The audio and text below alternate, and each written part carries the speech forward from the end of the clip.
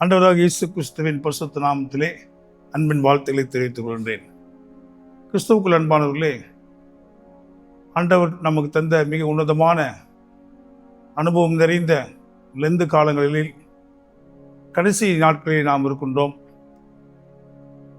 இந்த பரிசுத்த வாரத்திலே ஆண்டவருடைய பாடுகளை இன்னும் அதிகமாக சிந்திக்க நாம் அழைக்கப்படுகின்றோம். குறிப்பாக இந்த நாளிலும் நாம் சிந்திக்க கொடுக்கப்பட்ட தலைப்பு சிலுவை ஒற்றுமையை உருவாக்கியது, அல்லது ஒற்றுமையை உருவாக்கிய சிலுவை. நாம் வாழுகின்ற இந்த சமூகத்திலே மனுக்குலம் எவ்விதமாக பிரிந்திருக்கிறது என்பதை அறிந்திருக்கின்றோம். பல்வேறு நிலைகளிலே பிரிக்கப்பட்டு உடைக்கப்பட்ட சமூகத்திலே நாம் வாழ்ந்து வருகின்றோம்.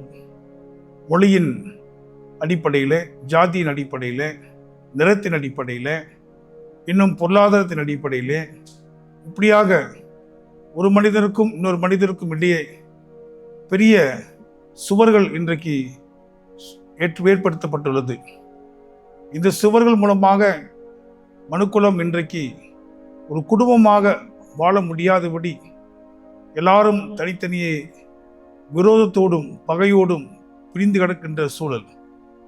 இப்படி பகை நிறைந்த, விரோதம் நிறைந்த, பிரிவினைகள் நிறைந்த இந்த உலகத்திற்கு என்னதான் பதில் என்று சொல்லுகின்ற பொழுது ஆண்டவராகிய இயேசு கிறிஸ்துவின் சிலுவையே அதற்கு ஒரே பதில். நம்முடைய திருமறைகளை நாம் வாசிக்கின்றோம். அப்போஸ்தலனாகிய பவுல் எபேசியருக்கு நிருபம் 2ஆம் அதிகாரம் 14 முதல் 16 வசனங்களை நாம் வாசிக்கின்ற பொழுது ஆண்டவராகிய இயேசு கிறிஸ்துவின் சிலுவை மரணம் எவ்விதமாக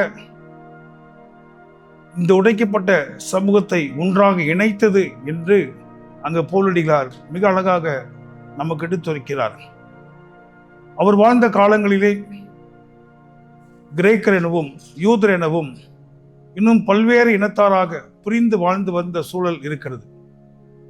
ஒருவருக்கொருவர் ஏற்றத்தாழ்வு இருக்கின்ற ஒரு நிலை, விசுவாசி அவ்விசுவாசி என்ற ஒரு வேறுபாடும் இருந்த ஒரு நிலையை அந்த காலகட்டங்களில் இருந்தது. ஆண்டவர் இதை பார்த்து இவர்கள் அனைவரையும் ஒன்றாக்க வேண்டும் என்று நினைத்தார். யோவான் நற்செய்தியிலே ஆண்டவர் நமக்காக ஜெபித்த ஜெபம் அதுதான், இவர்கள் அனைவரும் ஒன்றாயிருக்க. நாம் அனைவரும் ஒன்றாயிருக்க அவர் செய்த தியாகம் என்ன என்பதை இந்த காலை வேளையிலே நாம் உணர அன்போடு கூட அழைக்கின்றேன்.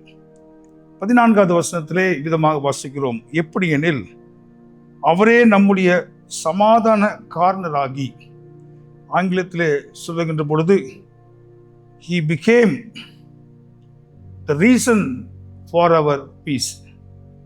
அவர் சமாதானத்தை உருவாக்குகிற மாபெரும் பொறுப்பை கடவுள் அவருக்கு தந்தார். சமாதானத்தை உருவாக்குவது என்பது மிக ஒரு சாதாரணமான காரணம் இல்லை.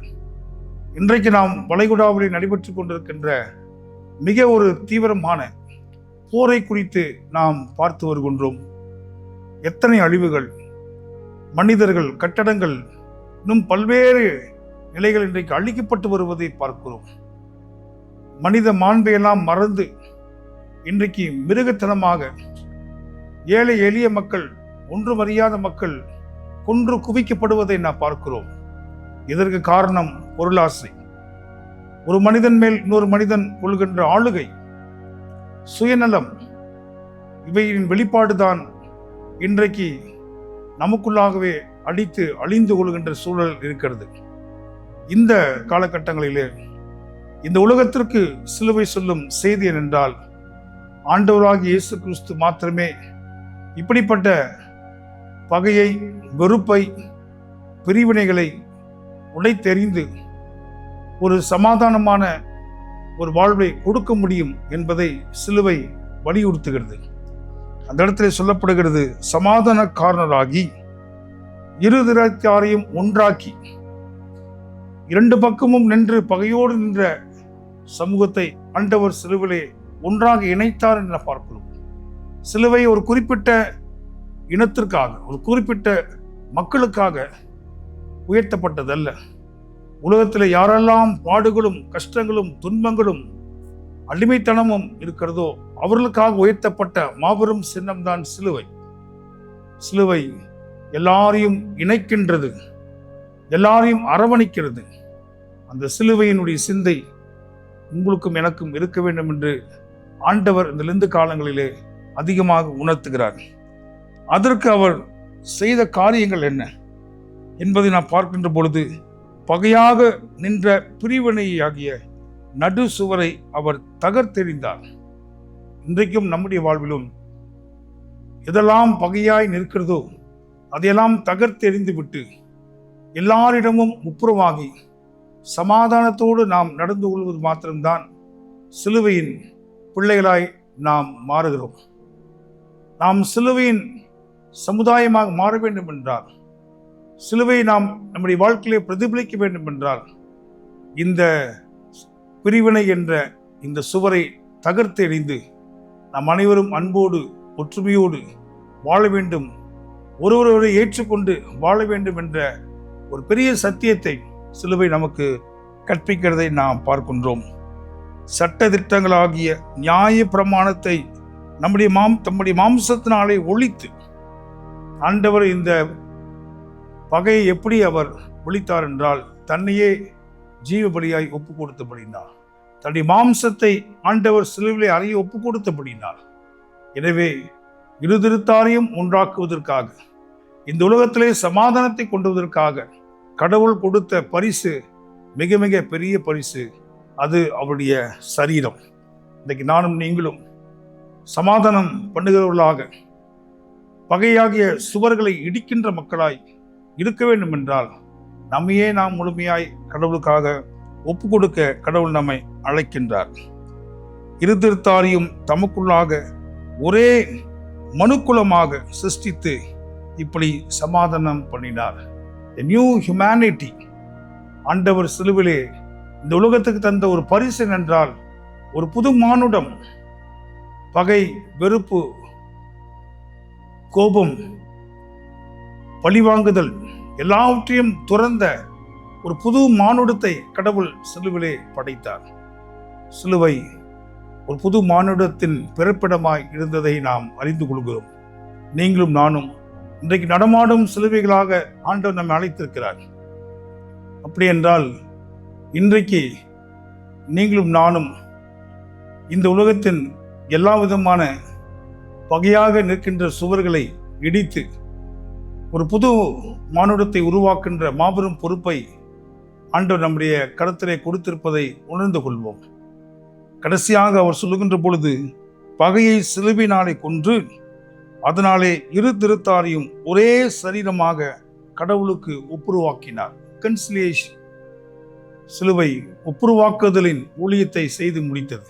நானும் நீங்களும் நடமாடும் சிலுவைகளாக, எங்கெல்லாம் பகை இருக்கிறதோ, எங்கெல்லாம் பிரிவினை இருக்கிறதோ, அங்கெல்லாம் ஒப்புருவாகத்தின் ஊழியத்தை செய்வதற்காக ஆண்டவர் நம்மை ஸ்தானாதிபதிகளாய் வைத்திருக்கின்றார். எனவே இந்த நாளிலே சிலுவை நமக்கு கற்றுக் கொடுக்கின்ற மாபெரும் செய்தி, எங்கெல்லாம் ஒற்றுமை இல்லையோ அங்கு ஒற்றுமையாகுகின்ற வல்லமை சிலுவை கொண்டு அதை எடுத்து செல்லுகின்ற பொறுப்பு நமக்கு உண்டு.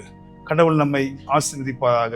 எங்களை அதிகமாய் நேசிக்கிற நல்ல ஆண்டவரே, இந்த அருமையான நாளிலும் ஒற்றுமையாக்கும் சிலுவை என்ற தலைப்பின் கீழாக சிந்தித்த எல்லா காரியங்களுக்காக நன்றி. எங்களுடைய சுயநலத்தின் காரணமாக, எங்களுடைய பொருளாசையின் காரணமாக, ஆண்டவரே எங்களுக்குள்ளாக இருக்கின்ற பாவத்தின் காரணமாக இன்றைக்கு நாங்கள் எங்களுக்குள்ளாகவே அநேக பகையான சுவர்களை எழுப்பி கொண்டிருக்கின்றோம். அதன் மூலமாய் சமூகம் பாழ்பட்டு கிடக்கிறது. ஆண்டவரே, குறிப்பாக வளைகுடா நாடுகளில் நடைபெற்றுக் கொண்டிருக்கின்ற இந்த மாபெரும் ஒரு அழிவை நாங்கள் இப்பொழுது நினைவு கூறுகிறோம். சமாதானத்தின் பிரபுவாகிய நீர் அந்த இடத்துல ஒரு சமாதானத்தை உருவாக்கும். அங்க இருக்கின்ற பகை, வெறுப்பு எல்லாவற்றையும் நீக்கி போடும். ஆண்டவர் தாமே அந்த இடத்துல ஒவ்வொரு உள்ளத்திலும் எல்லா புத்திக்கும் மேலான தேவ சமாதானம் தந்து, கர்த்தாவே அந்த மக்களை நீர் ரட்சிக்க வேண்டுமா நாங்கள் ஜெபிக்கிறோம். இயேசு கிறிஸ்துவின் இணையற்ற நாமத்தில் ஜெபிக்கிறோம் நல்ல பிதாவே, ஆமென்.